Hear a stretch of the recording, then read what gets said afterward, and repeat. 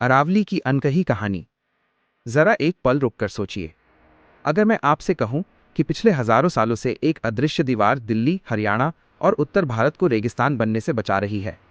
छोटा पॉज।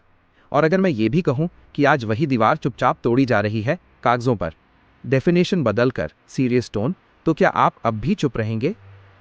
आज की ये कहानी है अरावली पर्वतमाला की। लगभग 2 अरब साल पहले राजस्थान के बीचों बीच कॉन्टिनेंटल प्लेट्स के टकराने से 700 किलोमीटर लंबी पहाड़ों की एक दीवार खड़ी हुई, गुजरात से शुरू होकर दिल्ली के रायसीना हिल्स तक। ये है दुनिया की सबसे पुरानी माउंटेन रेंजेस में से एक, अरावली। Soft pause. लेकिन अरावली सिर्फ पहाड़ नहीं है। ये थार रेगिस्तान को फैलने से रोकती है, जमीन के नीचे पानी को रिचार्ज करती है, दिल्ली एनसीआर के लिए ग्रीन लंग्स की तरह काम करती है, और हवा में उड़ती रेत और धूल को रोकती है। अगर अरावली ना होती, थोड़ा भारी स्वर, तो आज दिल्ली, हरियाणा, उत्तर प्रदेश और मध्य प्रदेश के कई इलाके रेत के समंदर में दब चुके होते। ग्राउंड वाटर हजारों फीट नीचे होता, और एयर पॉल्यूशन, उसका हाल सोचकर ही डर लगता है। अब सवाल ये है, इतनी ज़रूरी अरावली आज खतरे में क्यों है? इस कहानी की शुरुआत होती है मई 2024 से, जब सुप्रीम कोर्ट ने सरकार से कहा, क्लैरिटी के साथ, अरावली को माइनिंग से बचाने के लिए एक यूनिफॉर्म डेफिनेशन बनाई जाए। मकसद अच्छा था, लेकिन जो डेफिनेशन आई, वो पहाड़ों को बचाने की जगह उन्हें गायब करने वाली थी।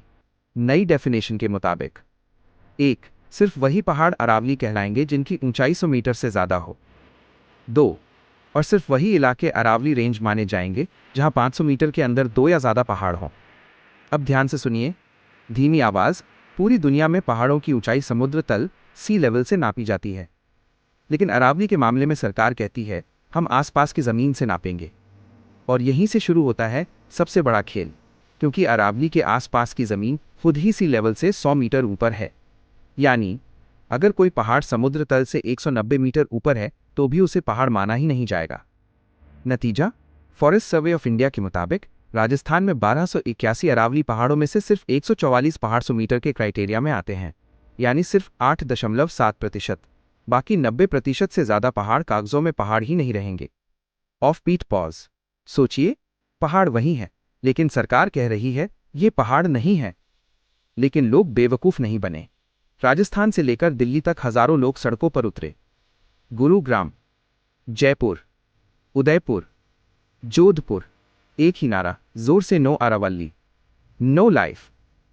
सोशल मीडिया पर हैशटैग सेव अरावली दिनों तक ट्रेंड करता रहा, क्योंकि लोग जानते हैं अगर अरावली गई तो आगे क्या होगा।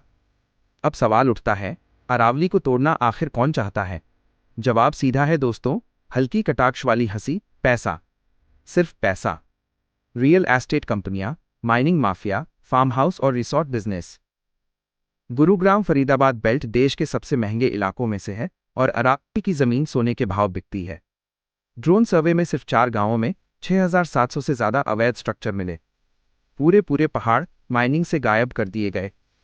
और इसका असर, थार रेगिस्तान धीरे धीरे आगे बढ़ रहा है। अरावली में बने 12 गैप्स के जरिए रेत दिल्ली एनसीआर तक पहुंच रही है।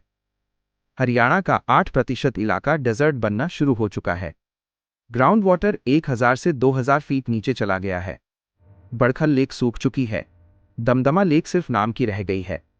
वैज्ञानिक साफ चेतावनी दे चुके हैं, अगर अरावली खत्म हुई तो दिल्ली का क्लाइमेट सेमी डेजर्ट बन जाएगा।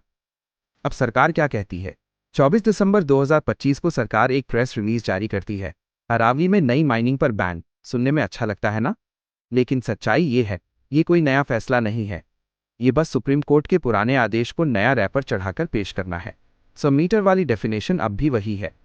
अच्छी खबर यह है दोस्तों, लोगों के दबाव की वजह से 29 दिसंबर को सुप्रीम कोर्ट ने इस डेफिनेशन पर टेम्पररी स्टे लगा दिया है। अब एक हाई पावर्ड एक्सपर्ट कमेटी इस पूरे मामले की समीक्षा करेगी। लेकिन गंभीर स्वर, ये लड़ाई अभी खत्म नहीं हुई। दोस्तों, अरावली सिर्फ पहाड़ नहीं है। ये हमारी हवा है, ये हमारा पानी है, ये हमारी जिंदगी है। अगर आज चुप रहे तो कल सिर्फ रेत बचेगी। स्ट्रॉन्ग एंडिंग, अरावली बचेगी तभी जिंदगी बचेगी। धन्यवाद।